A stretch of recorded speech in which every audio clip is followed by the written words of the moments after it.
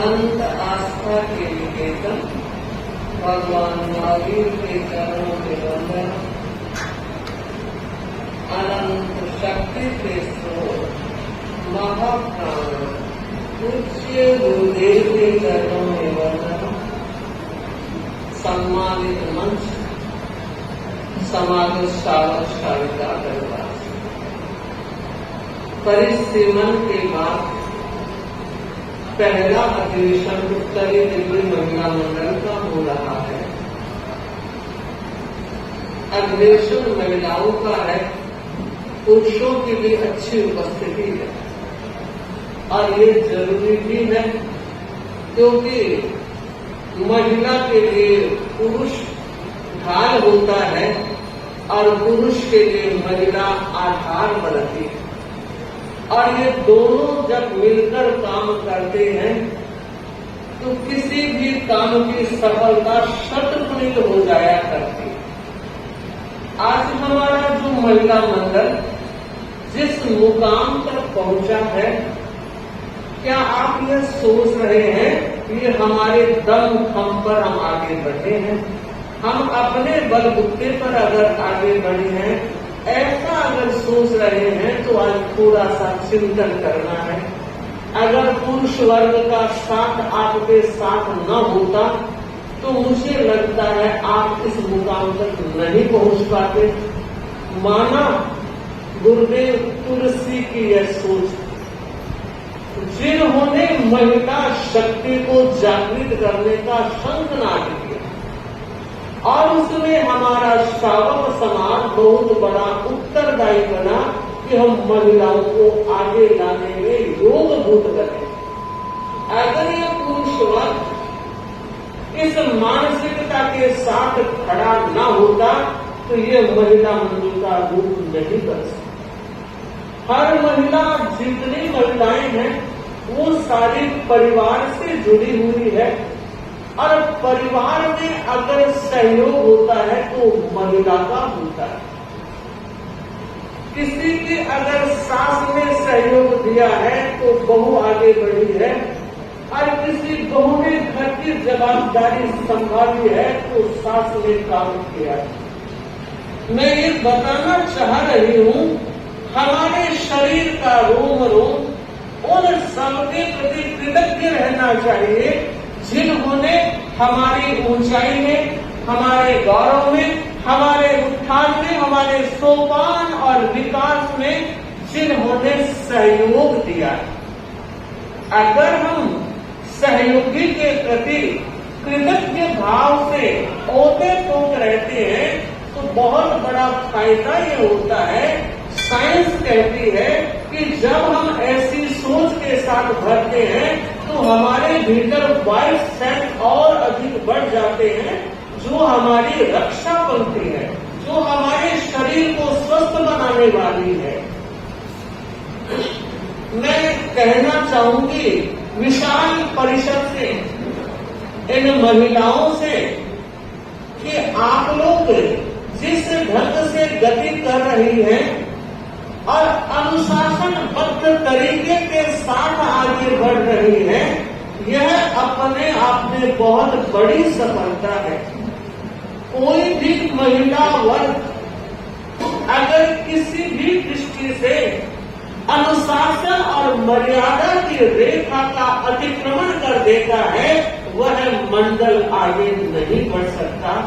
तो मैं ये चाहती हूँ, हम ये चाहते हैं कि किसी भी तरह से हमारे मंडल की गतिविधियों और मंडल के विकास के ग्राफ में हमारा सकारात्मक योगदान होना चाहिए।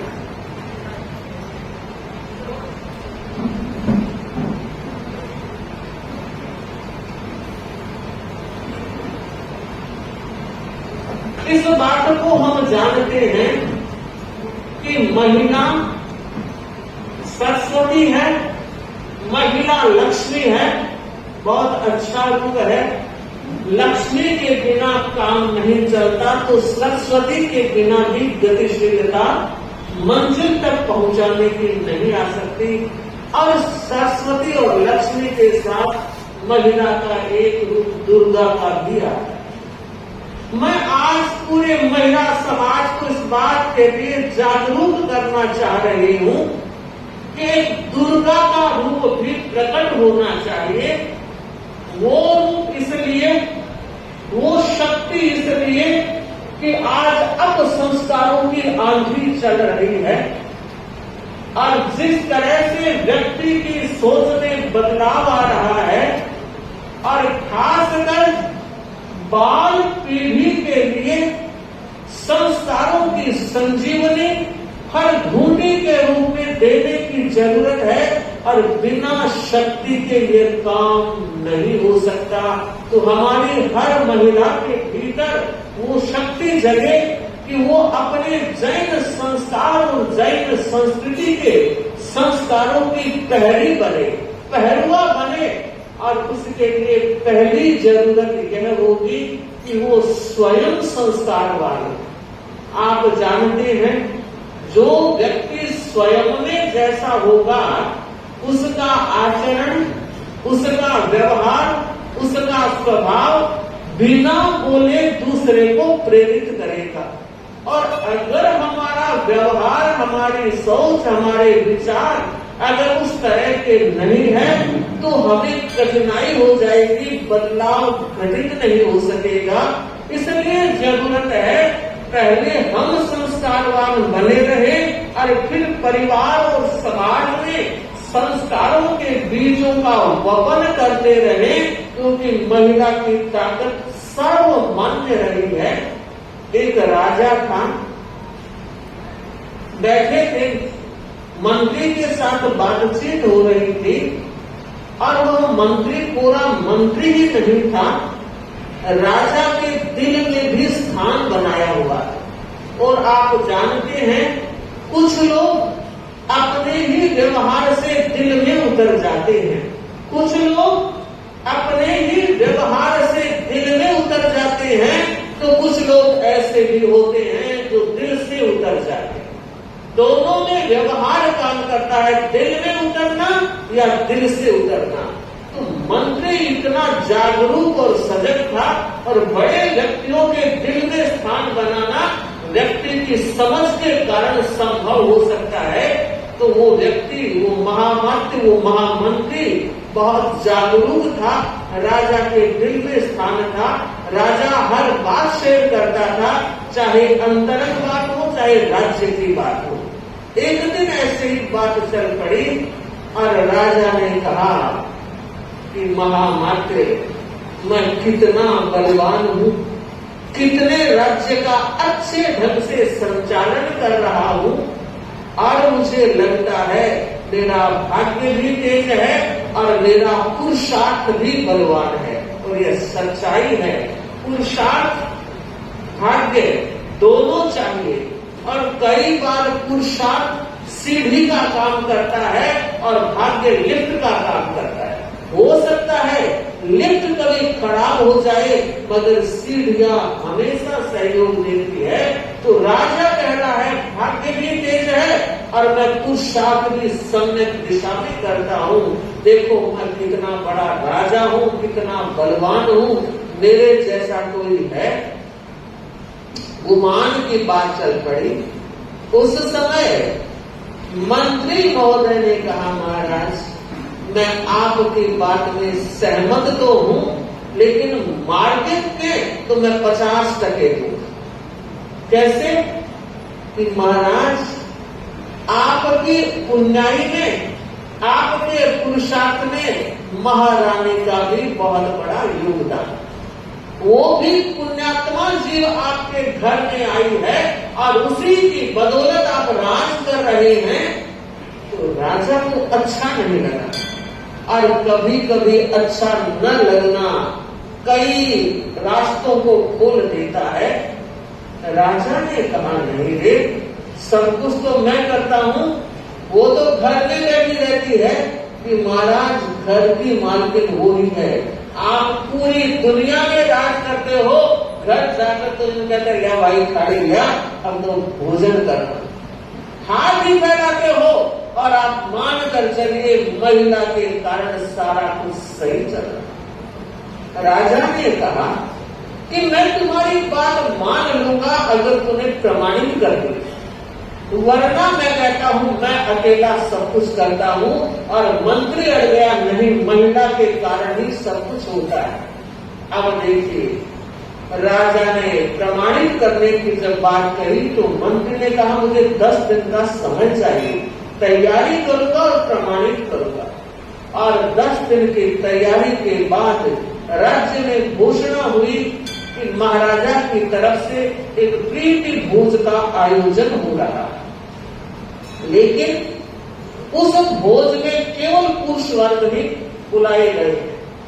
महिलाओं ने सोचा यह तो महाराज ने अच्छा नहीं किया, केवल महिलाओं को बुलाते तो अच्छा लगता, पुरुष के साथ बुला लेते तो और अच्छा लगता, मगर हमें इग्नोर कर दिया गया। खैर कोई बात नहीं, वक्त आने पर पता लगेगा।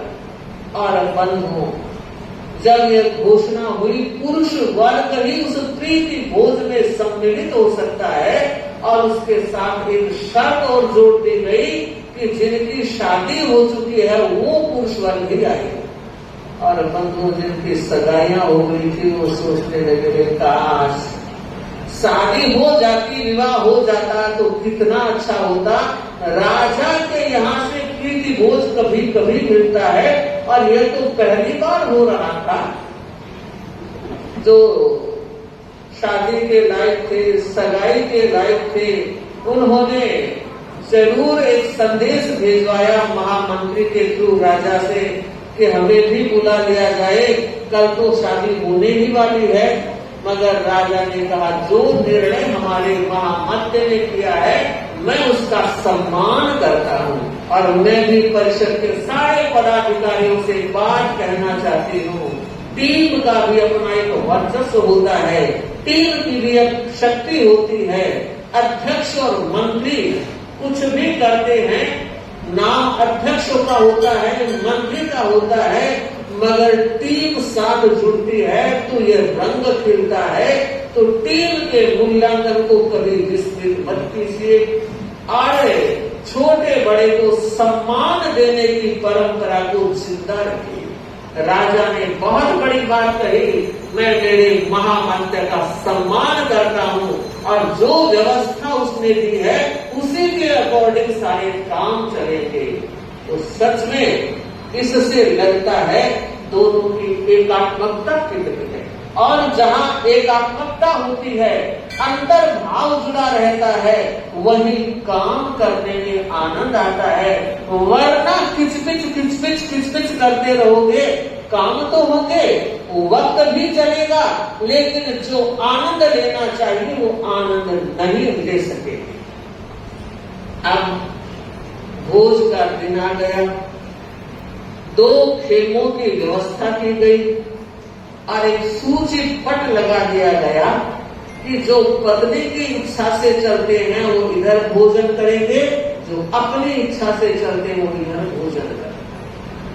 आ रहे हैं लोग, पढ़ रहे हैं, और राजा ने कहा मेरा सिंहासन बिल्कुल सामने लगा दो, मुझे आते जाते लोग दिखाई देने चाहिए। राजा सिंहासन पर आसीन है, मंत्री भी पास में बैठ गया है, लोग को पढ़ रहे हैं, और उसी में जा रहे हैं जिसमें लिखा था पत्नी की सलाह से जो चलते हैं वो इधर भोजन करें। राजा के दुख शुरू हो गए। ये क्या हुआ?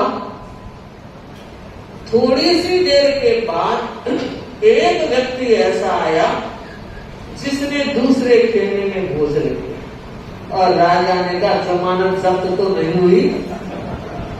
महामात्य महोदय देखो, एक व्यक्ति तो मेरे खाने में, मेरे खेमे में चला गया है। उसने कहा महाराज भोजन करके आने दो, उसके बाद हम देखते हैं। जब भोजन करके वो व्यक्ति बाहर आया, एक व्यक्ति ने कहा आपको अन्नदाता बुला रहे। थर थर कांपने लगा। अगर किसी श्रावक को गुरुदेव याद कर ले तो पता नहीं क्यों गुरुदेव ने याद किया है गुरु जी का, कहीं वो पूरा ऊपर से नीचे देख लेता है, कुछ हुआ तो नहीं। बेचारा थर-थर कांपने लगा। कभी राजा से मुलाकात का अवसर ही नहीं मिला। तो उस भाई ने कहा, डरो मत, राजा जी का चेहरा बहुत प्रसन्न है, और प्रसन्न चेहरा है इसका अर्थ है तुम्हें कोई खतरा नहीं है, तुम्हें कोई भय नहीं है, इसलिए आनंद के साथ भोजन किया है, चले जाओ। और बंधु जैसे ही वो व्यक्ति राजा के पास पहुंचता है, हाथ जोड़कर प्रणाम करता है, और राजा ने पूछा, भैया भोजन कर लिया? बहुत अच्छे से किया। भोजन कैसा था? कि जिंदगी में ऐसा भोजन राजन पहले कभी नहीं किया, बहुत अच्छी व्यवस्था आपने दी। क्योंकि भाई एक बात पूछ रहा हूँ, सारे लोग इस खेमे में भोजन कर रहे थे, तू उधर अकेला क्यों गया? कि अंदाता क्या बताऊं, घर से जब निकल रहा था तो श्रीमती ने कहा था, भीड़ भाड़ में भोजन मत कर। वो एक ही निकल गया। और तब मुझे नहीं मालूम राजा ने माना या नहीं, पर आप लोग तो मानोगे। विचार करो, चिंतन करो। जब पति पत्नी दो होते हैं, किसी बात में बोलचाल हो सकती है, ऊंची नीची खट्टी मीठी कड़ी बातें हो सकती है, और कह दिया तो रहने जाए, अरे कि नहीं साथियों। लेकिन पता कब चलता है? 4 दिन घर को संभाल के तो देखो, बच्चों को संभाल के देखो। सच में जो व्यक्ति जिस फील्ड में काम कर रहा है, वो ही फील्ड उसके लिए मुबारक बनता है। और महिलाओं ने तो जो गति की है, घर को भी संभाल रही है, और आज कदम बाहर भी है, ऑफिसों को भी संभाल रही है, और ये बहुत बड़ी बात है। यह महिला शक्ति के शक्ति जागरण का रूप है। अगर महिला ये चिंतन कर ले, इरादे अगर स्टोर कठोर हो जाए, कदम अगर मजबूत हो जाए, तो मुझे लगता है महिला दोनों जिम्मेदारियों को संभाल सकती है। और उन दोनों जिम्मेदारियों को संभालने में भी मैं सोच रही हूँ, उसमें भी पुरुष वर्ग और परिवार का सहयोग अगर होता है तो ही यह काम होता है। रविवार के दिन अगर विशेष कार्यक्रम होते हैं महिला मंडल के, तो महिलाएं घर से आती है और पुरुष वर्ग घर में रहा है, तो वो सोचते हैं पूछूं जाऊं क्या करूं, तो पहले ही बोलते चली जा, हम देख लेंगे, और तब वो आनंद के साथ आती है। वरना आएगी तो सही, जवाबदारी है, जिम्मेदारी है, मगर मन कुंद रहेगा कि घर से परमिशन राजी राजी नहीं मिली।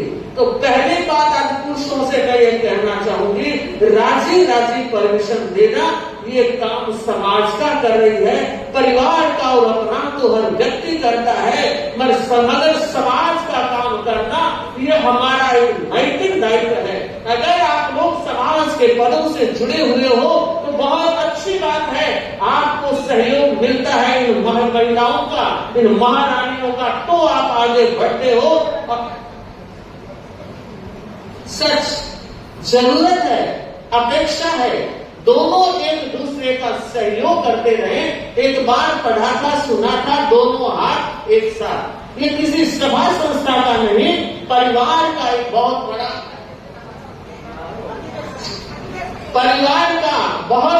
योगदान रहता है। और आज तो हमारे सुख राज्य जो बने हैं, उसमें भी प्रेम बाई का बहुत बड़ा योगदान रहा है। और यह हाँ ठीक बता रहे हैं, जब आप तेलुगु के राष्ट्रीय अध्यक्ष थे तब ये दोनों हाथ एक साथ, और आपने ठीक सोचा, आपके जीवन में घटित हो गया। ये दूसरा जो कार्यकाल मिला है उसमें प्रेम बहन का बहुत बड़ा योगदान रहा है? हाँ, कन्यालाल जी कह रहे हैं मैं उनको मनाने गया था और आप मनाने गए, और प्रेम ने जो सम्मान रखा है वो अपने आप में नारी जाति का गौरव है। और मैं चाहती हूँ घर घर में ऐसी महिलाएं हो जो आगत अभ्यागत का सम्मान करना जाने, और न केवल आगत अभ्यागत है, न केवल यार दोस्त है, यार दोस्तों के साथ तो आप 2-4 घंटे खुशी से बातें कर लेते हो, अरे 24 घंटे की सास और बहू के साथ रहते हो। देरानी और जेठानी के साथ रहते हो, ननद और भाभी के साथ रहते हो, मैं इस महिला समाज से कहना चाहूंगी उन रिश्तों को भी संभाल कर चलिए। अगर किसी सास ने बहू को संभाला है तो आज के तारीख में बहुत बड़ी बात है। एक वक्त था जब ये कहा जाता था, अनुभव किया जाता था कि जब लड़की शादी करके ससुराल आती थी तो सोचा करती थी पता नहीं सास कैसी मिलेगी, ऐसी सोच थी। मगर देखिए बदलाव इतना आया है, आज सास माँ सोच रही है पता नहीं बहू कैसी आए। पर मैं सासू माई की बैठी है और आज बहू की मेजोरिटी भी मुझे अच्छी लग रही है। मैं ये फिर कहना चाहूंगी ये अधिवेशन केवल धार्मिक और केवल सामाजिक अधिवेशन ही नहीं है, ये पारिवारिक संगठन की जड़ों को मजबूत करने वाले भी हैं। आप सब लोगों को ध्यान होगा, गाय और सांप को जरूर देखा होगा और सुना तो जरूर होगा और ये अनुभव किया होगा। गाय घास खाती, गाय घास खाती है और दूध देती, सांप दूध पीता है और जहर देता। अब निर्णय करना है हमारा व्यवहार विषैला हो या मधुर दूध की तरह। सोचना है, विचार करना है और चिंतन करना है। सच कहा है, सोच को बदलो सितारे बदल जाएंगे, सोच को बदलो सितारे बदल जाएंगे, नजर को बदलो नजारे बदल जाएंगे, सोच को बदलो सितारे बदल जाएंगे, नजर को बदलो नजारे बदल जाएंगे। किश्तियों को बदलने की जरूरत नहीं, किश्तियों को बदलने की जरूरत नहीं, दिशा को बदलो किनारे बदल जाएंगे। हमें अपनी दिशा खुद तय करनी है और विचार करना है। जिंदगी बहुत छोटी है और एक एक दिन करके जिंदगी सरकती चली जा रही है। हाथ में बर्फ की डली लेकर देखो, पता ही नहीं लगता कब वो पिघल जाती है। वो डली ही नहीं पिघलती, उसके साथ हमारी जिंदगी भी छोटी हो रही है। और सारी चीजों को खींच के बड़ा किया जा सकता है, मगर समय को खींच करके बड़ा नहीं किया जा सकता। यह शाश्वत सत्य है, मगर यह भी उतनी ही बड़ी सच्चाई है कि इस जीवन में, छोटे से जीवन में अगर हमें कुछ करना है, आज का बहुत सुंदर नामकरण रखना है सोपान। मेहनत करनी है, उन सोपानों पर चढ़ना है। और मुझे लगता है उन सोपानों पर चढ़ने के लिए हमारा पुरुषार्थ सम्यक दिशा में हो। तो मैं ये कहना ये चाह रही हूँ कि समाज में काम करे सौभाग्य की बात है, परिवार में काम करे परम सौभाग्य की बात, क्योंकि परम सौभाग्य खुलेगा तो हर जगह आनंद आएगा। तो आज की तारीख में रिश्तों को संभालना कसौटी हो गई है। उस कसौटी में हमारा यह महिला समाज अगर सफल हो गया तो सामाजिक जीवन तो अपने आप ही सरस बन जाएगा। तो मैं फिर यह कहना चाहूंगी, आप और हम सबको एक काम करना है। हमारे गुरुदेव जो एक शब्द कहते हैं सद्भावना, उनकी अहिंसा यात्रा का एक सूत्र था सद्भावना।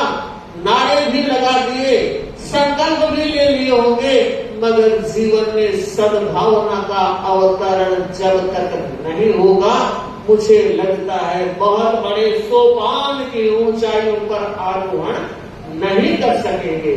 तो मैं न केवल महिला समाज, पुरुष समाज से, श्रावक और शालिका दोनों से कहना चाहूंगी कि सोपान सबके सामने है, आरोहण हमें करना है। जिंदगी बहुत लंबी नहीं है, हर दिन के साथ जिंदगी छोटी होती चली जा रही है। तो हमें छोटी होती जिंदगी को बचाने की ताकत तो नहीं मिली है, लेकिन कुछ कर गुजरने की ताकत समय ने हमें दी है। आज, कल और कल तीनों हमारे सामने है। एक कल निकल गया है, एक कल कल्पना में खड़ा है। पता नहीं कल्पना सच होगी या नहीं, मगर आज बहुत बड़ा संदेश लेकर आया है और आज में ही कुछ किया जा सकता है। एक दिन भी जी आज बनकर जी, एक दिन भी जी आज बनकर जी, एक दिन भी जी ताज बनकर जी। ताज तभी बन सकोगे जब आज को सार्थक करेंगे, और आज को सार्थक करने के लिए अपने भाव को समझना होगा, अपने स्वभाव को समझना होगा, अपनी सोच को बदलना होगा और अपने व्यवहार को एक ऊंची दिशा देनी होगी। तो मुझे लगता है अखिल भारतीय महिला मंडल जिस जागरूकता के साथ काम कर रहा है, अपने शाखा मंडलों को जो नेतृत्व दे रहा है, उसमें मैं वंदनीय श्रद्धेय शासन माता का पुण्य स्मरण कर रही हूँ। गुरुदेव तुलसी के हाथों से सजी संवरी वो शासन माता की कृति, जिन्होंने महिला समाज को बहुत वक्त दिया, बहुत रास्ते दिए, बहुत दिशाएं दी और महिला समाज भी समर्पित होकर आगे बढ़ा है। अब वर्तमान की बात कर रही हूँ। महासदेवर साध्वी विश्रुत विभाजी जो हमारे नवम साध्वी प्रमुखा के स्थान को शोभायमान कर रही हैं, मैं महिला समाज से कहना चाहूंगी, हमारी श्रद्धेय वंदनीय आदरणीय साध्वी प्रमुखा विश्रुत विभाजी जिस दिशा में आपको ढालना चाह रही है, जो संदेश देना चाह रही है, हमारा महिला वर्ग उस संदेश को आत्मना स्वीकार करे, क्योंकि हमारी साध्वी प्रमुखाओं का संदेश कोरा साध्वी प्रमुखाओं का संदेश नहीं होता है, यह संदेश गुरु के द्वारा प्रदत्त होता है। तो उनकी इंगित की अनुपालना का अर्थ हुआ गुरु के इंगित की अनुपालना। और भी कुछ बातें मुझे कहनी है और वो सारी द्वितीय चरण के साथ क्या अविद्यानामन्तस्तिमिरामिहिरद्वीपनगिरे